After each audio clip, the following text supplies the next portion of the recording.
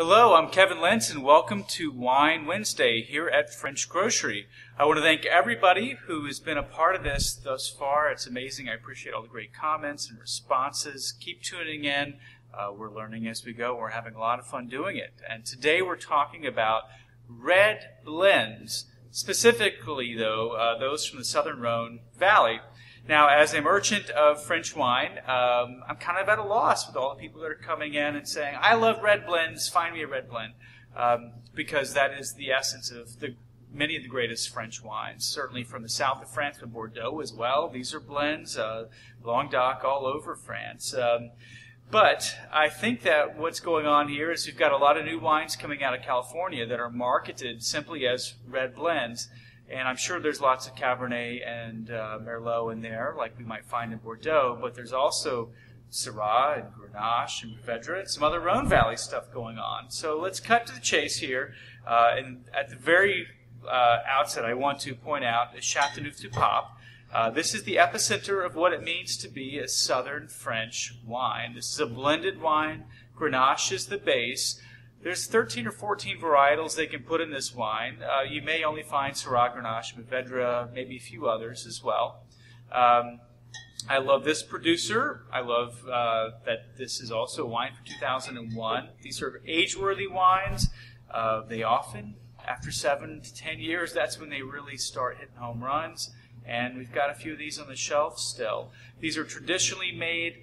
There are modern Châteauneuf-du-Papes that are made. They're going to see more oak and new oak. But traditionally, these are going to be fermented in things that are going to prevent oxidation. Châteauneuf-du-Pape has a great historical legacy. Look into the story. It's kind of fun. There was a French pope who I guess got fed up in Rome and went home to France. And within a century, it was all cleared up and they were joined again. But the legacy of that is a great wine region right here. And as we move into other villages, I want to point out what really interested me, first of all, with Southern Rhone Valley. There's a book out there called Wine Bible. Karen McNeil, I think anybody that's ever really wanted to learn a lot about wine started with this book and ended up there eventually. But if you'll excuse me, I'm going to go scripted, I guess, for the first time here in our series. Karen says, Rhone are the most untamed wines. Their howlingly spicy, dark flavors can seem almost caged, ready to explode with fierceness. Rhones are the equivalent of a primal scream.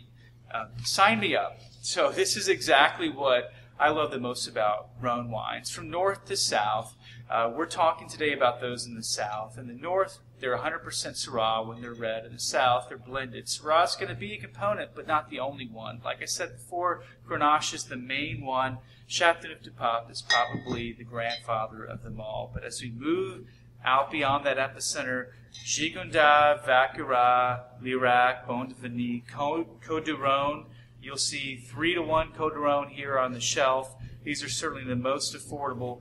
But they're all influenced and all inspired by essentially the wines that came out of Châteauneuf-du-Pape that captivate a global audience. The soils here can be, they can vary quite a bit, quite frankly, but in Châteauneuf-du-Pape, which I believe I read once, the entire Châteauneuf-du-Pape region is larger than the entire northern Rhone little hamlets of Corroty and Hermitage and Cornas all combined. So it's a big region, but it's still dwarfed by Bordeaux and probably even Napa Valley and places in California. But what's notable here is if you were to look out on the vineyards of Châteauneuf-du-Pape, you would see bush vines, little dwarf vines, and the ground is covered with really large, smooth stones left behind by retreating glaciers. And what they do is they hold in moisture and they soak up a lot of heat, so it stays pretty warm even all evening. It creates a lot of ripeness, and that is what I think might attract you California drinkers into some of our French wines here. This is a sunny, warm place, and the wines have a stewed fruit, sort of homemade jam quality to them. And there's still enormous diversity in all these villages and great price diversity. I mean, I got $14 and about $50. So, and I think you'd be satisfied with them all on any occasion. And I don't want to leave out a Tavel in order to be a Tavel, you must be rosé. And it's the summertime, and you're drinking a lot of rosé, I've noticed, because I keep running out of it. But I want you to know that this is, if you just must drink a Rhone wine this week, this is a Southern Rhone from one of our great importers, Kermit Lynch, and from a terrific Tavel maker. So keep tuning in, keep learning about French wine with me, and keep figuring out how we might be able to plug into stuff you're drinking already and wines that you love already. And just know that they didn't plant Grenache and Syrah in California until they first did it in France. And the Spanish might say they did it there before, but we won't worry about that. We'll talk about Spanish wine some other day. So come back next week. We love you guys. Keep up the great comments. I'm having a lot of fun doing this. Come talk to me about wine any day. I'd love to give you maybe the 102 lesson on Southern Rhone. Have a great week, guys. Rhone.